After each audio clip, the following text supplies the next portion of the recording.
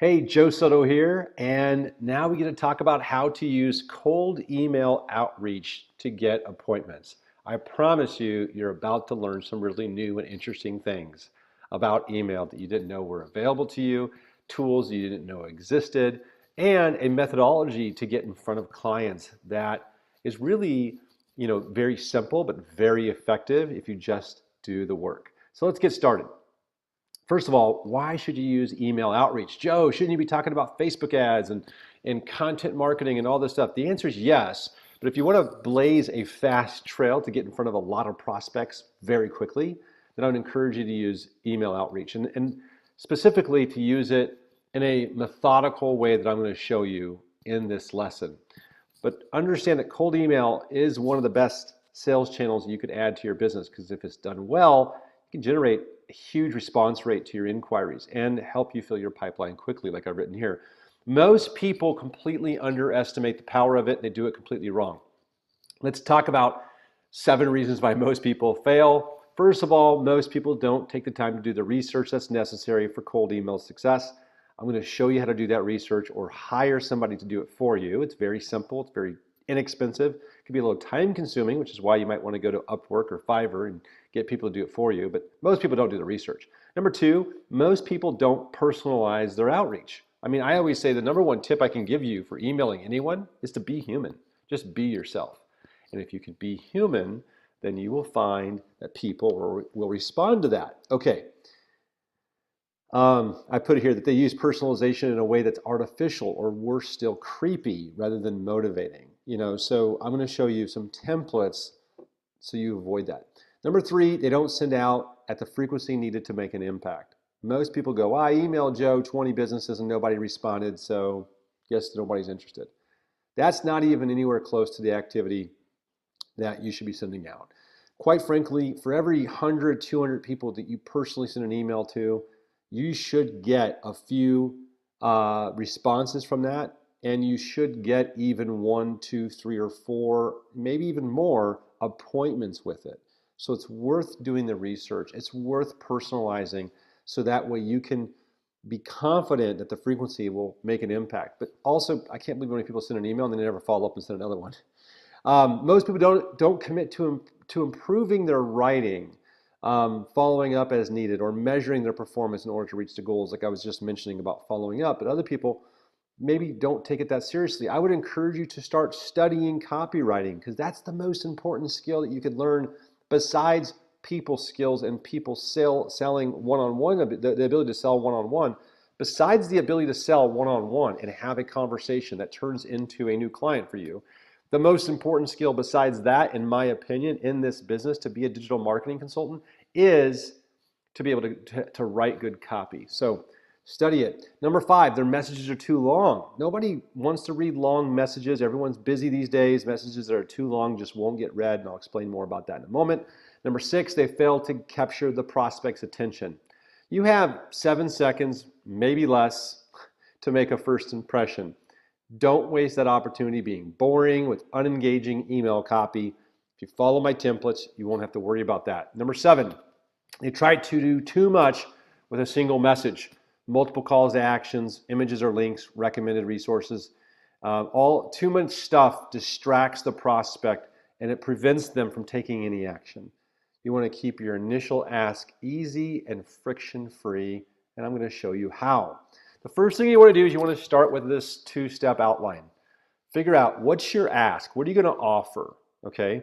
And then what is the benefit that's going to hook them to want to engage with you, all right? Let's take them one at a time.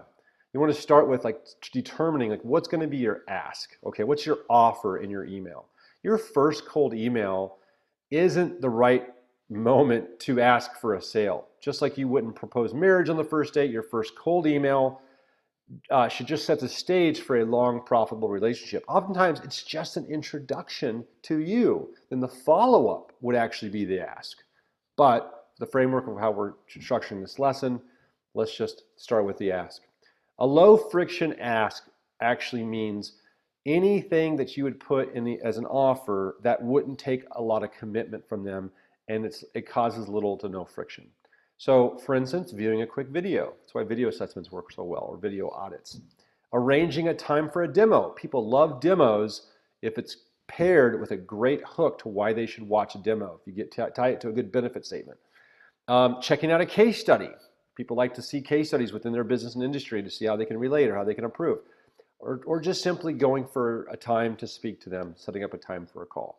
Those are low friction asks, not selling anything, just asking for something that's lower friction. Okay, number 2, determining what's the benefit of what you're offering. Okay, now I don't know what digital marketing services you necessarily want to be able to offer. You might be, would y'all want to offer all kinds of services in marketing? Maybe you just want to offer SEO and search. Maybe you want to offer social media. I don't know. But once you figure that out and you kind of know what your benefits are, your hook statements, and how do you know that? Just like, what's the benefit of what it is that you're offering, right? So, for instance, offering Facebook advertising is a feature or service of what you do. It's a service, but that isn't a benefit. A benefit is driving new customers to your business. That's a benefit, right? And a hook would be, I can drive 10 to 20% more customers to your business. That would be a real hook where they go, well, how do you do that? Another way to hook is by asking the question, would you be interested and open-minded to learning how we drive 10 to 20% new customers, 10 to 20% more customers to your business without spending another dollar on traffic? That's a real hook, right? Another type of a hook. I noticed that I saw your Google ad and I saw these 2 red flags. If you'd be open to discussing those, I'd be happy to talk with you. It's like, what's the red flags? People hate knowing that they have red flags about anything that they do. Okay, so I put here, the other critical piece of information you need to know before planning out your cold email approach, right, is what benefits they're going to have to the recipient. To understand your benefit and to be able to communicate it clearly, you need a few other pieces of information. What problem do you solve? Just sit down and write that down on a piece of paper right now. Pause this and write down, what problems do you solve? Then take a moment, pause the video and write down what makes you, your product, your service so special. What makes your company, what you're offering unique? And you got to, now it's you, yeah, you're offering it unique, but more importantly than that, there's something you're going to offer that you can frame in the way of a benefit, not a feature, okay? Offering SEO services, no one cares about that, okay? Helping somebody get to the front page of Google inside of 3 to 6 months, everyone cares about that. Got it? Okay. Also, if you've got case studies, that helps. Here's some helpful tips right from the beginning. And I'm going to give you templates. I'm going to give you resources. I'm going to load you with the cold email outreach arsenal in a minute. Helpful tips though. Decision makers are busy. They don't write or read long drawn out emails. This is really important for you to understand. Most business owners and entrepreneurs, they will not read past 2 or 3 sentences. They just won't. And if you don't hook them in the first sentence or 2, they won't read the 3rd or 4th sentence. And most of them they don't. Think about this. If you've ever sent an email to an owner or a business entrepreneur, notice how they reply to you. They typically reply with like 1-word emails or 2 or 3 words or maybe 1 sentence. No one writes long paragraphs because they don't have time. They keep it short and efficient. So mirror that, right? Their replies are often very brief. So you want to mirror that in your outreach and your brief and be brief as well.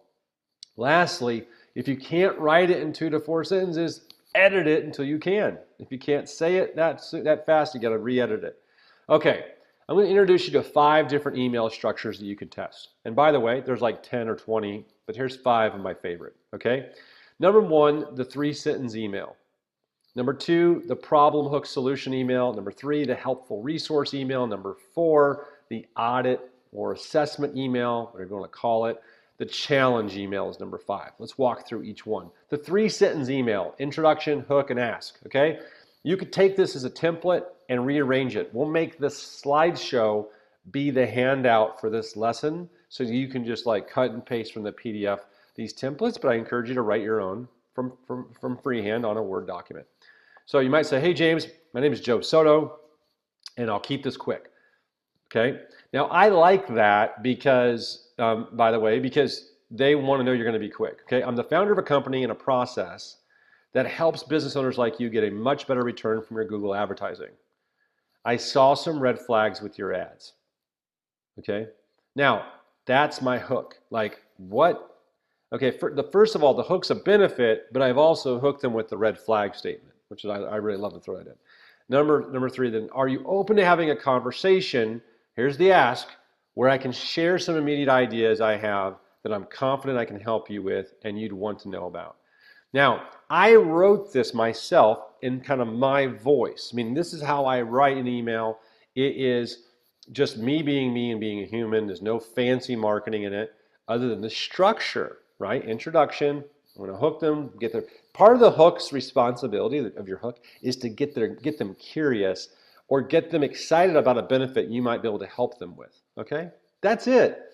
Let them reply. You know, now some of you are like, well, should I put my Calendly link in this first email? No, because that's not how two CEOs and entrepreneurs talk to each other, okay?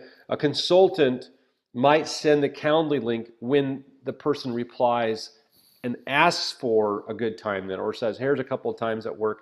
Maybe then you can send a time, but not in your first email usually. Okay, here's the number two structure. The problem hook solution email. You describe the current problem your prospect's facing. You hook them by emphasizing some of the pain or the problems or a benefit, and then you solve or you show them how to solve it, right? Problem, hook, solve. Hey, James, this is one of my favorite tips, by the way, and that's to localize your email. People love to know that you're not from, you know, Pakistan and you're trying to email somebody in California. If you can't, because you do live in a foreign area, then just localize it by saying, now we're working with businesses in the Southern California area or wherever, okay? That localizes you a little bit so you don't seem like you're just emailing them from a foreign land. I love localizing from the beginning because then the person doesn't feel like it's spam. They know that you're local to them, that you might run into them at a grocery store, etc. Hey, and it personalizes. Hey, James, I'm local here in Washington, D.C., and I saw your Google ad and noticed a few red flags when I clicked and went to your site.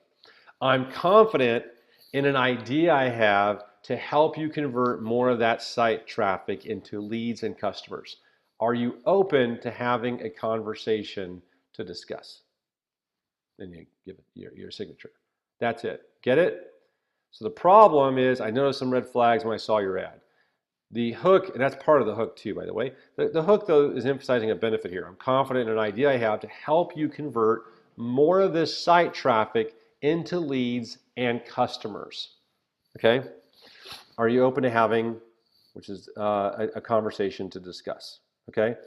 By the way, you know, in this case of my template, the problem, the hook are kind of the first sentence, and and then I'm suggesting how they can solve it, which is, hey, I have some ideas that can solve this. Would you be willing to get on a call with me? Very simple structure. Look at how long it is. Not very long, not very many sentences. Here's another short one. This is called the helpful resource email, where you can leverage your existing content marketing assets, like if you blog or if you write articles on LinkedIn, which, by the way, you should be blogging, you should be writing articles on LinkedIn, while simultaneously earning the trust of cold email recipients. Fill in the blanks below in this little template with your own resources based on what you know about your prospects' needs and pain points. Now, if you don't have any helpful videos, or if you don't have any content articles, or you've not written one blog post, I would tell you to start doing it, because if you want to be perceived as an expert, okay, as a consultant, as a trusted advisor, this is what I teach in my courses, by the way, is how to position yourself as a trusted advisor so you can easily get clients to accept what it is you're saying because they put you in a position of authority. If you want to do that, it starts with making sure you've got content when they find you online reflects that you're an authority, okay? Your LinkedIn profile shouldn't be your senior picture with you next to your Camaro. It should be a professional photo, and then when they find your LinkedIn profile, it should be full of articles and helpful advice because you're a trusted advisor. You're a digital marketing consultant who can help them grow their business. So look like it, be that by giving good suggestions and tips and stuff. Okay, so, and by the way, it could be an article, a video, a checklist, a report, a free cheat sheet, whatever. Hey, James, I'm local here in Washington, D.C., and I thought I'd share an article on lead generation that might be helpful for you and your team. Here's a link to check it out, okay? You could also say, I'd like to share an article that I recently wrote about how businesses here in the D.C. area can generate more leads online. Here's a link to check it out. Hope you find it helpful. Now, some of you might be watching this, you might be watching this going, hey, why Would I send something like this one? I'm not really asking for, a book call. I'm just touching them. That's correct. You're just touching them with an introductory email, which is the helpful resource email. That's what it's all about. Now I can follow up with, hey, I saw one of your ads, by the way. I messaged you last week, but this week I saw one of your ads, noticed a couple red flags. Would you be open-minded to learning about how to kind of course correct that? These are emails. You might use all 5 of these structures throughout your sequencing to one prospect. Think about that for a moment. Okay, the audit or assessment email. Some of you may have seen me talk before in the SMA program about doing an audit. Well, you can send an audit or an assessment via email, and it opens up the door for discussion, okay? Now, it can be an initial audit or assessment. It doesn't have to be a full one that you can ultimately pay for. It could be, maybe you just run a report on SEMrush. There's another lesson on how to analyze websites and SEO and all that. Maybe you just print out and do a report, and you send them a report that you ran for them on SEMrush so they can see, maybe keywords that they could be ranking for, or how competitors are ranking versus them, and maybe you point that out to them. That's a nice little help. Something where you can briefly mention something that can actually help them and give them something that they could give to their team and fix it without your help. Now, why would you do that? Because that's goodwill. That's you helping them before they ever hire you to actually help them with stuff, okay? And remember, you show them value first. You add value first. People will return and come back and say, listen, thank you for that. What else you got, right? And it can be in a report format, or you can do it via video. Now, I love video assessments because that's a differentiator. You're watching this, and you could be one of maybe 1,000 people watching this that actually does what I'm going to suggest, which is create a video using Loom. Use loom.com. Puts a little app from the Chrome store right on your browser. It helps you screen share what it is you're talking about, and you can show them a couple of errors maybe you found on their website. Maybe you show them a couple of things in their social media they could be doing differently. Maybe you want to show them a couple of examples or a case study. You could do that as well. Or maybe you just want to point out, hey, I noticed you're doing Google Ads, but you're not doing any Facebook retargeting. I noticed you don't have a pixel. Well, that just tells me you're not following up with people who traffic your website and leave. If you'd like to have a discussion about that, I would love to show you some ways that you can fix that so you guys can get a better return on your advertising. Just reply to this email and I'll let you know. Now that's how I would do a video assessment. Now some of you are like, whoa, rewind the video and just document what I just said, because that's how I would do it. Or you can just follow my template here. Hey, I'm here I love localizing it, right? Hey, I'm right here in the local Northern Virginia area. I saw your Google ad. I noticed a few red flags, and I clicked and I went to your site. I put in video format. I put it in a video format so I can show you, and you can share with your team if you'd like. I'm confident this idea can help you convert more of that site traffic into leads and customers. And then give them the link. I should have put a little thing there saying give them a link. Put the link there. And then ask, are you open to having a conversation to discuss? This is how you would email a friend. Okay, went from 4 to 4. This is number 5, the challenge email. The idea is to challenge your prospect's status quo, okay? We're all on the lookout for the latest and greatest products. This template piques their interest by suggesting there may be a better alternative out there for their needs, okay? I love to challenge people and then see if they're kind of up for it without saying the word challenge. Hey James, my name is Joe Soto with Revenue Inbound, located right here in Northern Virginia. We help companies like yours get 10 to 30% better return on their overall advertising spend. Benefit statement, right? I want to learn what you're currently doing and show you what we're working on, which is challenging what they're doing. Are you available for a brief call next week? That's it. If you're making it harder than that, you're making it too hard. And by the way, download the slides as the handout, and you can take those templates. Subject line tips. Keep the subject line short. Why? People want it. You want it because first of all, when you see it on your mobile, 1 or 2 words is going to be more than enough. And anything beyond that, they can't really read it anyway. But so just go short. Think about how you would email a good friend or a colleague. It's usually a short, hey, what's up? Following up, introduction. It would be short stuff, right? Keep it brief. I'm going to show you what I mean more in a minute. Also, get personal, right? So you might just say, John, take a look, because you know his name is John, right? You can localize it by simply saying, also here in DC, right? Saw your Washington, DC ad, whatever. Don't oversell, don't overdo it. And don't fool them with regarding or forward. People hate to be fooled. It's an old email marketing technique that doesn't work as well. Some of the internet marketers still use it. Don't do it to businesses. They hate that. Just be human. It could just be here's some of my favorite ones. Introduction, okay? Or so a couple red flags. That's it. Or I saw your ad. That's it. Short, punchy subject lines. And then got to have somebody to send these emails to. So how do you build your prospect list fast and in large quantities? Well, number one, you could go hire a list scraper or a data miner on Upwork or Fiverr.com. It'll cost you around 25 bucks maybe for a 100-name email list. And they'll give you the name and the emails. Tell them you do not want any like info at or support at emails. You want a name of business owners and entrepreneurs in your niche. And you will be surprised, there are an abundant amount of people who know how to scrape the web, period, and find these emails and make you lists. Yes, there's no excuse not to have a prospect list if you just want to spend a few dollars. Okay, what you want to do is you want to register a separate vanity domain. So if your business is, xyzconsulting.com and your email is joe@xyzconsulting.com, then change it to Joe, or just buy the domain xyzconsulting.net, and then have Joe at that, and that could be an email that you could lose if you were to lose it, okay? Something that keeps your branding but won't impact your direct domain or business if it gets shut down, which sometimes could happen. That's life, deal with it. Okay, use an email auto mailing service like reply.io, woodpecker.co, quickmail.io, or prospect.io. I just gave you 4 comparable resources. Ty would probably say, Joe, just give them one, but at least then you can do your homework and buy the one that looks right for you. And that can help you. Connect with prospective leads on LinkedIn and export them. And by the way, sorry, I'm gonna back up for a second.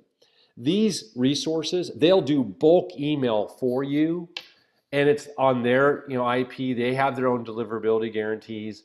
It's not on your server. You don't get banned. They cover all the bases for legalities.